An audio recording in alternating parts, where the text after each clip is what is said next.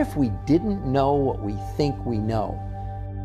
People that are trendsetters that are making a difference in the world. So what is this TDOS syndrome? Is it TDOS syndrome? TDOS syndrome. Walked in my doctor's office 11 years ago and he said to me, if you don't do something drastically different today, you're never going to meet your grandkids. It's toxicity, deficiency, combining, believe it or not. Who wants to take a guess what's the #1 killer in the United States? #1 killer in North America is stress. We got to do something different. We have to have a new conversation, or we're going to find ourselves in exactly the same place we are, only it's going to get worse and worse and worse and worse. T is for toxicity, the D is for deficiency, the O is for being overweight, and the S is for stress. And those 4 cofactors, they're deadly enough on their own.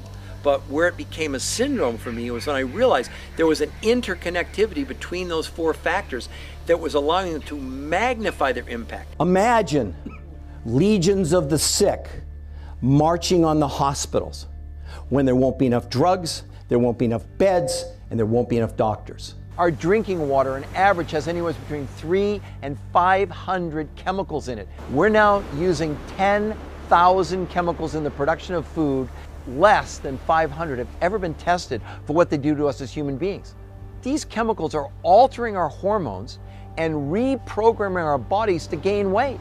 I'm now breathing in the fumes from the coal-fired plants in China from 7 to 10 days ago. No human being or food supply anywhere, no matter how remote, is immune to being contaminated. In Eskimo mother's breast milk, when it was tested, it contained such high levels of PCBs and mercury that it would be categorized as hazardous waste by the EPA. That's at the North Pole. Nobody's going to be cleaning up the planet because it is now ubiquitous. It's everywhere, as you mentioned.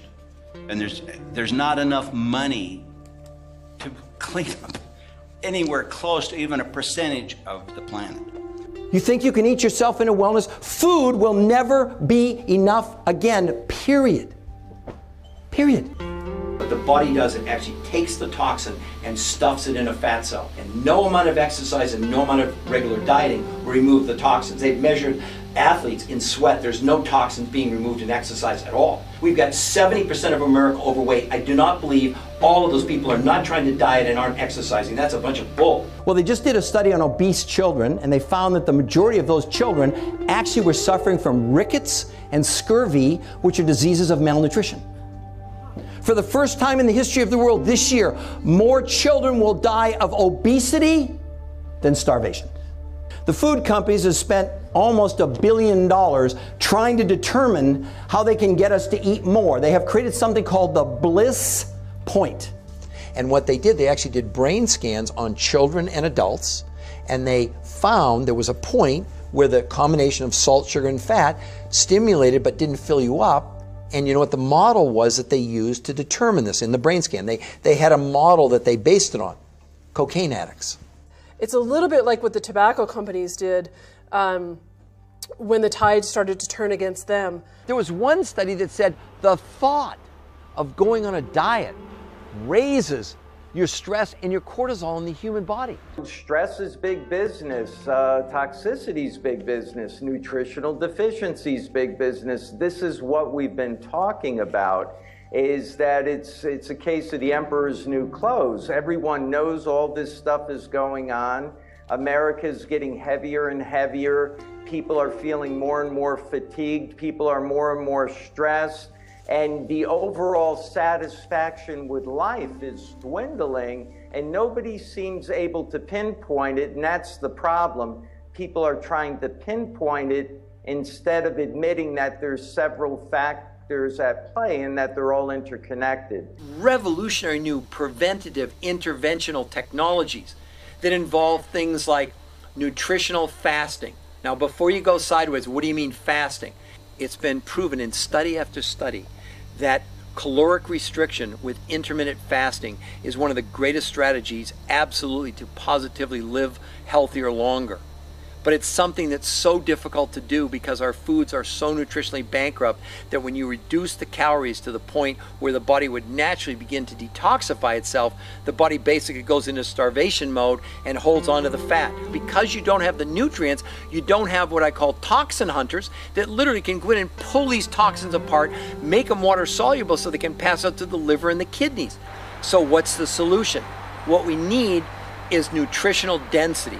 We need to make up for these deficiencies, especially in these very specific nutrients. One is called glutathione and another one's called a polysaccharide. But I want to go a little bit farther because that fasting, if it's based on dense nutrition and few calories, is going to be the most effective way that we can possibly utilize the whole philosophy of caloric restriction with intermittent fasting. In these new nutritional technologies, because they have massive amounts of nutrients and very few calories, the body's able to get to a point where it makes a choice between muscle and fat. It burns fat, releases those toxins, but again, because you're keeping the nutrition up, the calories really become insignificant. And what I say is make every calorie count. And just because it wasn't invented, just because you didn't know it was available, doesn't mean it wasn't possible. He's my only friend that has at his house, pet zebras and giraffes. He told me the story. He was out in his garden about 12 years ago, and he gets bitten on the top of his foot, right here on his arch, by something called a brown recluse spider. You all familiar with those? They walked in his hospital room and said, if we're gonna save you, we need to amputate your foot today. Like, not next week, but today. You know, at that point, he'd been formulating for 25 years. He'd done 2,300 nutritional formulas for over 650 companies. And he invented, at that point, the precursor to what this new nutritional technology has become 12 years later. Not only did he save his foot, he lost about 45 pounds. The only place you can find the minerals that existed 100 or 1,000 or even a million years ago is in a mine where they have been pressed from plant food into peat. They're in mines, that's it. You're not gonna go and get it out in eastern Colorado or dig it up in the soil anymore. Is there a way that I could live healthier longer? That I could live into what's called my golden years, but not be so crippled? Big study in USA Today a few weeks ago said, yeah, we're living longer, but we're living sicker. That's not what I want. Today, nearly 2 out of every 100 girls born are showing signs of sexual development at 3 years of age.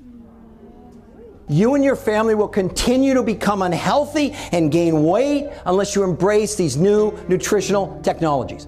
There practically isn't a thing I know of nowadays, or anybody knows of nowadays, that isn't connected to the length of your telomeres at the tip of your chromosomes. We are standing on the edge of the biggest discovery in the history of mankind. We're going to cure aging or we're going to die trying. Dead serious. That's pretty good, actually, now that I think about it. It is kind of surprising that people don't know about this. I think it's one of the biggest medical breakthroughs of all time. I can't change the world by myself. I need you to help me. Because what do I want to do? I want to create the legions of the well. Now that you know, what will you do? And we want to bring to you, we want to bring to the world, number one, an awareness about the problem. Because there would be no point in even talking to you about any type of a protocol or a solution if you don't understand the magnitude of the problem. What if you didn't know what you think you know? And what if everything you thought you knew was wrong? And if we don't take control of our own health and someone else does, you might not like the outcome.